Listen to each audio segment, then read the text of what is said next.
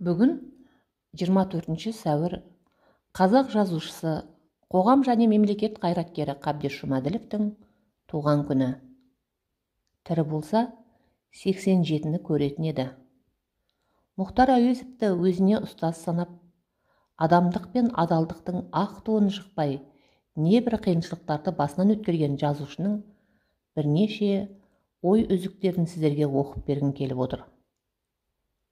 Қабдеш Жұмаділов біздің еске алуымызға, немесе атын насихаттауымызға мұқтаж емес. Артында қалған мол мұрасы қазақ бар жерде ұмыт болмайды.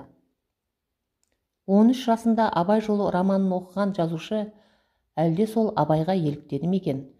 Өмірінің соңғы жылдарында бірнеше ой үзіктерін қағазға түсірген екен. Қазіргі күнде не көп, мотиватор мен коуч көп. Ақыл үйрететін, оны тағы ақшаға сататын қайтерсің? Қазаққа орыстың немесе ағылшынның мотиваторынан гөрі Қабдеш Жұмаділовтің осы сөздері күш қуат береді деген ойдамын.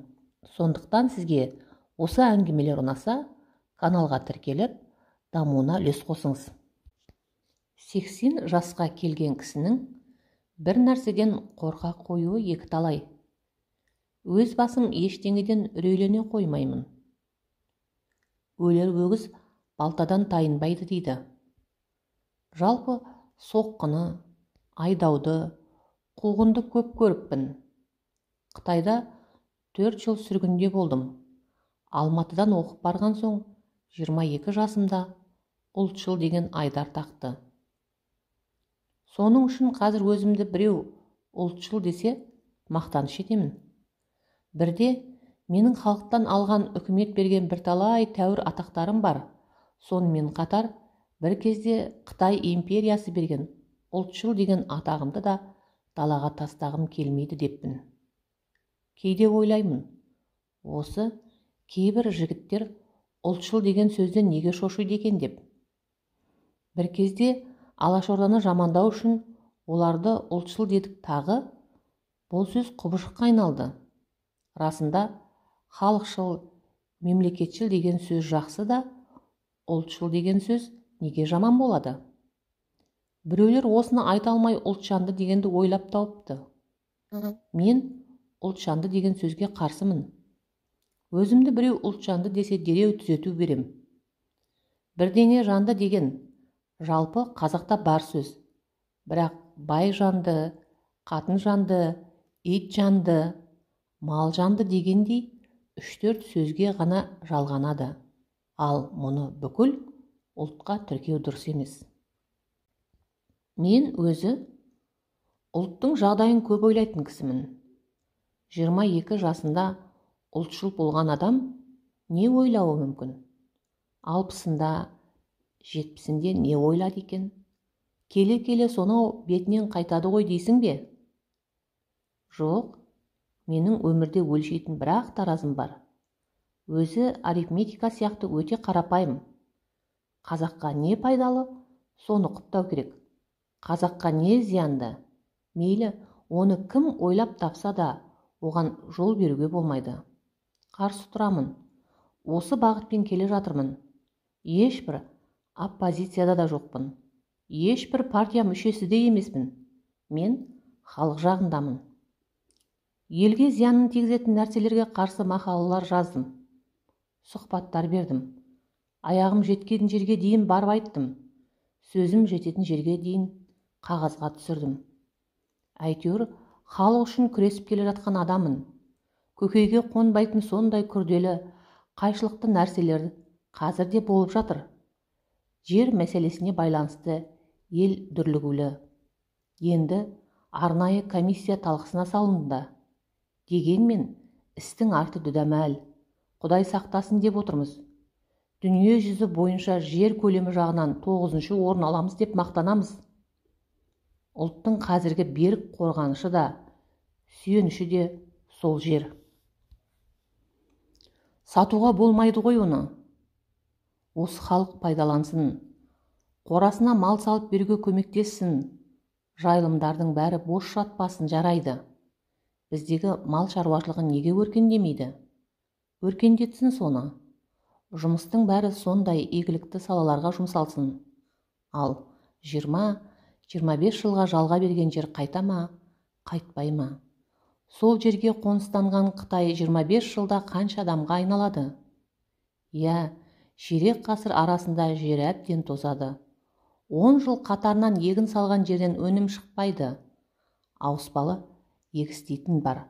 Жерді мәпелеп баптап күткен адамдары ғана бітік өнім алады. Ал енді біреудің жерін біреу аяй мекен? Бір күнге өгіз өлмейді, 2 күнге есі бермейді дейді дағы, жердің астан кестеңін шығарады. Әуелі сол жерге біртіндеп әбден бекініп алған жалгер туысқандар ертең оңайшылықпен кете қояр ма? Қайтара қоя ма сенің саржайлауыңды? Сонда өзіне қысым батып бара жатыр қазақ еліне. Ата-бабадан қалған жерімізді сататындай, өз астығымыз өзімізге жетеді, өз малымыз өзімізге жетеді, өз кеніміз өзімізге жетеді, не күн туды басымызға, жерді сатуға болмайды. Оған қарсымын. Одан соң 3 тұғырлы тіл деген пайда болды. Қазақ тілі мен әдебиетін, география мен тарихты біріктіру деген шықты. Жаңадан келген министрдің ойлап тапқан нәрселері. Әне күні санап отырсам, азаттық алған 25 жылда 18 министр ауысқан екен. Солардың әр қайсысы келеді де бірдеңелерді бастайды. Одан өзі 1 жыл, 1,5 жыл отырады да кетеді. Әлгі бастамасы жайына қалады. Келген министр тағы біреуін қолға алады. Жалпы мұндайда оқу-ағарту саласындағы кемшіліктің жөнін кімнен сұрарыңды білмейді екенсің. Қайсы бүлдіріп кетті? Мұны сеңдей сапырылысқан 18 министрдің қайсысынан талап етесің? Бұл кадр мәселесіндегі былықпай шынын айтқанда. Алдағы қыркүйектен бастап жаратылыстану пәндерін ағылшын тілінде өткізу туралы мәселе қойыпты. Соған біз дайынбыз ба алдымен? Министр соны неге ойламайды?